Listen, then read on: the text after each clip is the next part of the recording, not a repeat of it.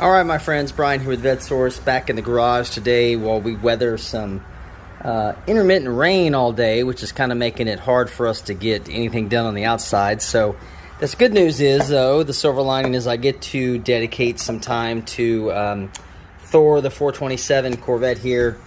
Now if you're new to me or you have not seen my previous videos, this is our channel avatar car that's been with us for a long time, and we've too slowly really bringing it back out of hibernation so that we can start to enjoy it again to a certain extent. So what we're going to do today is I'm going to actually be doing some more electrical work on this car in preparation to get this back out again.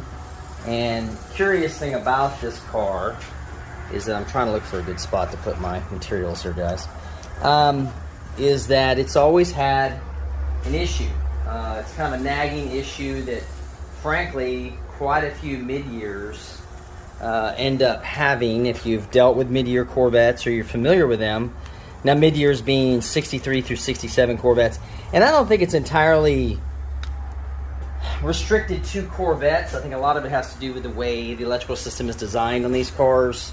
I've actually done another video where I show even the misrouting of wires in a car can cause quite a few difficult catastrophic problems, if you will. So anyway, what we've done with this car, and something I've dealt with ever since I bought it, was that I'm trying to talk and mount my camera at the same time here, guys. So things that I've dealt with on this car has been a curious little issue that every time you'd go to start it, or every fifth time you'd go to start the car, the battery, everything would just go dead, right? Kind of annoying, especially if you're trying to be somewhere and leave or go and do something, and all of a sudden the car dies on you. So the biggest part of the problem that causes this, and I'm going to put my light in here so you guys can see, has to do with the way the connectors are situated on this car. Now, back in the 60s, we're still dealing with fairly, I don't want to call it primitive technology, but it really was not as good of what we see nowadays or what we expect. And even nowadays, you've still got issues with connectors and other things like that that can cause problems.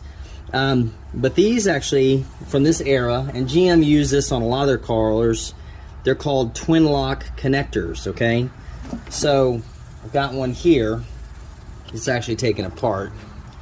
And you can kind of see, looking at this thing, that what it has is, if I can get this to focus in, it's got a spring-loaded male extension that actually has kind of a spring to it. And then on the back side, it's got a female receiver where the opposite side of a twin lock connector is going to go into it. Let's see if I got that right. Yeah. So you've got a male and a female built into both sides of these connectors. So essentially all that does is, and I'll show you here as we lock this into place, if I can get the right angle, is when you put these together, they will lock in place just like that. Now you see how I was just able to put that in there, in and out really easily? That should not be that easy, right? These are supposed to have like a positive snap to them to make it a lot more challenging. In fact, let's see if I can get my camera right here. For some reason I'm just having trouble today. I've got to get some professional camera equipment here, because this is killing me. Anyway, so these are new connectors that we've actually bought for the car that are going to require me to buy a whole nother set of crimping tools to make sure this is right, because these are specific Packard connectors. So you can see with the new one here, right, and if I put this old one that's already been salvaged, or I've taken this from another harness, you see how much more, see the angle there actually, the angle of incidence there is a lot more noticeable on the new connector. So when I go to put this one in here, it's actually a positive lock. It's not going anywhere. See that? you actually have to kind of pull a little bit to get that apart. That is what we've lost on this car with these connectors, just because of age.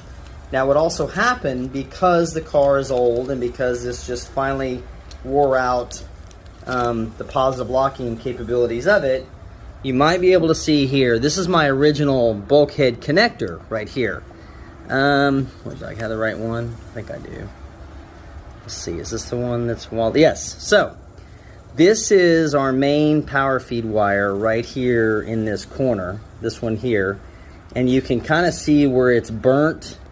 Not only is it burnt, but it also kind of melted out the positive locking capabilities of that connector. So when you push the connector through there, right, from the backside, see if I can get this the right angle so you guys can see. It's not even making a connection. See, I've got it in the wrong spot. Hang on just a second. I think I had it this way. Or was it this way? Or was it this way? Yeah. So as you go through there, it's not locking into place. I can easily just freely pull this out. So this bulkhead connector was trashed. It was no good. Now what I did was I bought another harness, an original harness off eBay, so that I could utilize that harness for pieces for these connectors specifically. Now, new harnesses are good, don't get me wrong. I believe it's the company's Electric Limited makes really good products. You can actually see those locking tabs on that right there, where that goes into place and locks. And on this one, the locking tabs are broken. So, but for my purposes, what I wanted to do was try to keep originality as much as I could and replace wiring where I needed to. So what would happen is on this car is you'd start it, it wouldn't want to start, well, it would go dead, right? And then what you'd have to do is come in here and wiggle the bulkhead connector, which frankly was kind of cheesy. So what I've done right now in preparation, and of course when we got the new cables, not the new cables, but the starter cables rerouted and repaired a few months ago when we did that, we went ahead and came over, and my little bulkhead connector problem, instead of being a 1 out of 10 occurrence, became an every time occurrence, even though I had power run to the whole car. So we went ahead, we dismantled that right there, bought our new connectors for it here, and I've got some deox cleaner, and of course our tool that we were using to get that off. So what I'm going to do today is show you guys where this comes through on the fuse box side, so you can kind of see how this is put together. So of course I've already been in here tinkering around trying to get this all squared away. And what we've done is I went ahead, the fuse box on these is ridiculously simple. There's your fuse box, of course, backup heater, radio, panel lamps. There's really not even too many connections. And the interesting thing about these is your main retainer bolts. There's one there behind the courtesy fuse and hazards, and the other one is up at the top right and lower left on the fuse box. So pulling this fuse box out, you can see that there's our receiver connectors on the other side of those twin lock GM connectors, which these look to be in pretty good shape. I really don't want to get into having to change them yet, but we'll see what happens when I put the new connector on. And the inside of the block, the fuse block, is really, really clean. Now this car has been garaged pretty much its entire life. It's never been, it's not been babied at all, but it's been at least taken care of to the point where you didn't have to worry about what was going to happen with it. You know, it's not going to deteriorate. You can actually see, looking around in here, everything is really clean and original, so it's nice. Even my Z-bar, not Z-bar, but my brace bar over the trim tag is good. So, as I flip the camera around there, hello. All right, so, fuse box itself is really, really clean. So all I'm gonna do here, the only bit of corrosion I see is on that one terminal right there. And of course this fuse box is not gonna cooperate with me today. So you can see right there where that terminal has got some corrosion. So all I'm gonna do today is take a little bit of this contact cleaner here,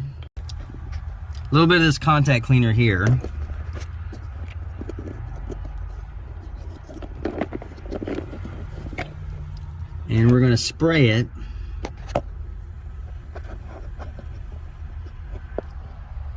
So it will clean it off. All right, so this is a contact cleaner that's actually pretty good for these older cars. It's called Deoxit, and I like the way it works. It does a really good job without leaving a lot of spray everywhere, and kind of really can fix some minor problems like this pretty quickly. So I'm trying to do here is work with 3 hands when I've only got 2, because that's the spot that I want to spray right there. So let's go ahead and spray this while we're not spraying my phone. And all I'm going to do is let that coat on there for a while and see how that behaves for me, and then come back in and address it. But you can see the rest of these connectors look really nice on this, so I'm really not going to mess with this too deep. Now the other thing what I'll do on the inside, or the inside of the engine bay, if you will, while this is being taken care of out here,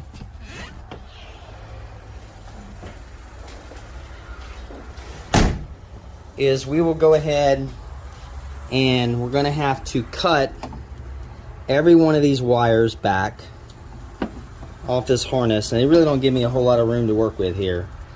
We're going to cut these back. We're going to decrimp these, right? Slowly take these apart, and we're going to put our new connectors on. Now, I'm not going to do that for this video because, frankly, it's kind of tedious and will take a little bit too long to do that. But that's basically where we're at as far as electrical connections go on the car.